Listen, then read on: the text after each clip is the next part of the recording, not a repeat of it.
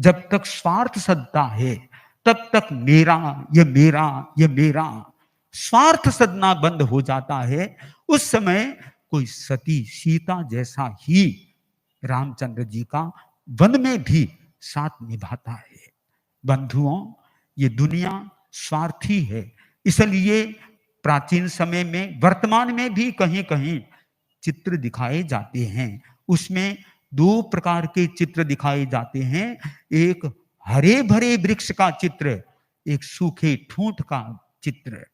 जो सूखा ठूंठ है उस पर कोई पक्षी नहीं, वे जो बैठे थे पहले से वे भी हरे भरे वृक्ष पर चले गए। ऐसा क्यों?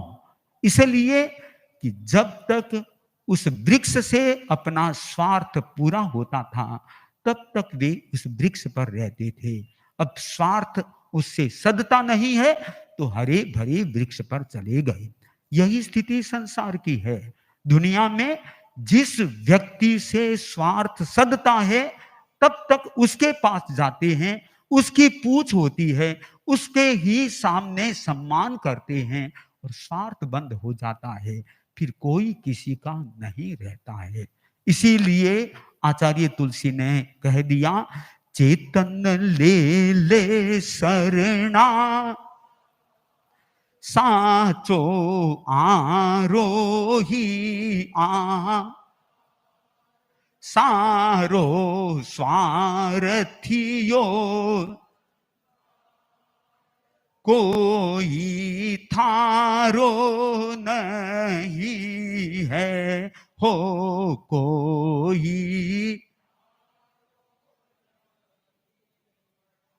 चार शरण स्वीकार कर लो, ये स्वार्थ नहीं। वैसे स्वार्थ शब्द अच्छा भी है और बुरा भी है।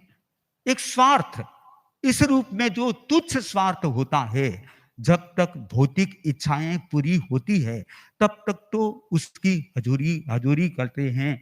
हुकूमत जिसकी चल सामने हाथ जोड़कर खड़े रहते हैं, स्वार्थ सदना बंद हो जाता है, हट जाते हैं। और एक स्वार्थ का और मीनिंग होता है, हम सबको स्वार्थी बनना चाहिए। वो इस रूप में स्व अर्थ, अपनी आत्मा का प्रयोजन सिद्ध करना चाहिए। अपनी आत्मा के प्रयोजन को भी स्वार्थ कहते हैं। तो स्वार्थ के लिए हमारी साधना चले, अर्थात आत्मा के लिए हमारी साधना चले, और वह साधना चलेगी तो हम धर्म की शरण में आकर के त्राण अनुभव कर सकते हैं, सुरक्षित अनुभव कर।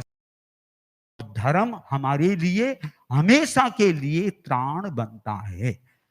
दीवो ताणम, ये द्वीप भी है, शरण भी है, त्राण भी है। ये धर्म ही सब कुछ होता है।